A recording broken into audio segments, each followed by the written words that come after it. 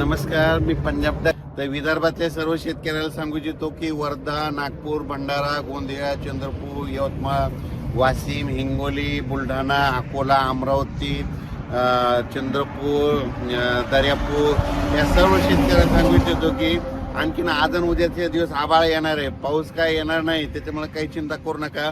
तुम्ही तुमचा हरभरा काढू शकता, गहू काढू शकता, कांदे काढू शकता. सध्या आता वातावरण आहे 1 तारखेच्या नंतर एकदम मग वातावरण निरभ्र होईल, मग आकाशामध्ये ढग देखील दिसणार नाही 1 मार्चच्या नंतर. पण सध्या फक्त थोडं ढगाळ आहे, त्याच्यामुळे काही चिंता करायची गरज नाही. पाऊस काय येणार नाही म्हणून हा अंदाज विदर्भातल्या शेतकऱ्यांनी सर्वप्रथम लक्षात घ्यायचा. त्याच्यानंतर सर्व शेतकऱ्याला सांगू इच्छितो की आता 20 मार्चपर्यंत म्हणजे 20 मार्च 2026 पर्यंत तुम्ही तुमचे हरभरे काढू शकता. जवळपास आता 20-25 दिवस कसला पाऊस काय येणार नाही, त्याच्यामुळं हा अंदाज लक्षात घ्यायचा.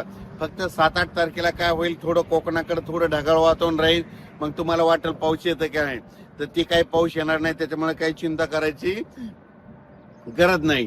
त्याच्यानंतर मराठवाड्यातल्या शेतकरी परभणी जिल्हा, नांदेड जिल्हा, हिंगोली जिल्हा, त्याच्यानंतर जालना जिल्हा, संभाजीनगर, धाराशिव, लातूर या जिल्ह्यातल्या सर्व शेतकऱ्याला सांगू इच्छितो की तुम्ही तुमचा हरभरा काढू शकता, कांदा काढू शकता, तंबाखू काढू शकता. त्याच्यानंतर जे पीक राजमा काढू शकता, कारण की आता सध्या काही पाऊस येणार नाही म्हणून त्याची काही चिंता करायची गरज नाही.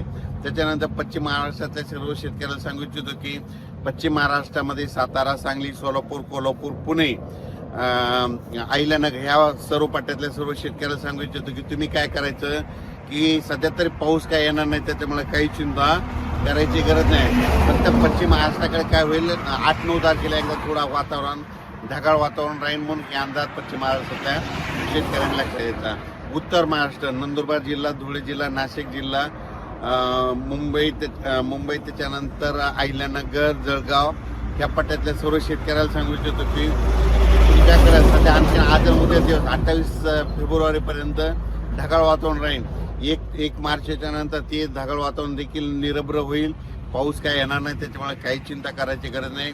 तुम्ही तुमचा कांदा काढू शकता म्हणून हा अंदाज सर्व शेतकऱ्यांनी लक्षात घ्यायचा.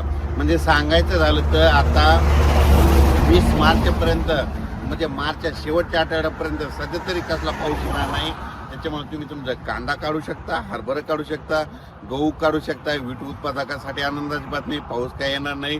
राज्यात मात्र 1 मार्चपासून 38 कुठं काही ठिकाणी 38 अंश, कुठं 39 कुठं 41 अंश, कुठे 42 अंश पर्यंत पारा जाणार आहे म्हणून हा अंदाज लक्षात यायचा. परत एक कांदा ते गोट उत्पादक शेतकऱ्याला सांगू इच्छितो की त्यांचे मला फोन आले की आमच्या गोटाच्या कांद्या मधमाशी येत नाही, तर त्या कांदा बियाण्याच्या शेतकऱ्याला सांगू इच्छितो की जोपर्यंत ऊन वाढत नाही, जोपर्यंत 38 अंशाच्या वर ऊन वाढत नाही, पारा जात नाही, तोपर्यंत मधमाशी त्याच्या घर सोडत नाही. मग आता काय होणार आहे, 1 मार्चपासून 40-41 अंशापर्यंत तापमान गेल्याच्या नंतर मधमाशी मग काय करते, पाण्याच्या शोधात जाते. म्हणून आता गोटाच्या कांद्यावर माशी यायला सुरुवात होईल, मधमाशी यायला सुरुवात होईल. मग तुम्ही काय करायचं, जिथं पाण्याचा पॉक असतं तिथं वाटले ओल्लं बोंद्र करून ठेवायचं, ओल्लं बारदाना करून ठेवायचा.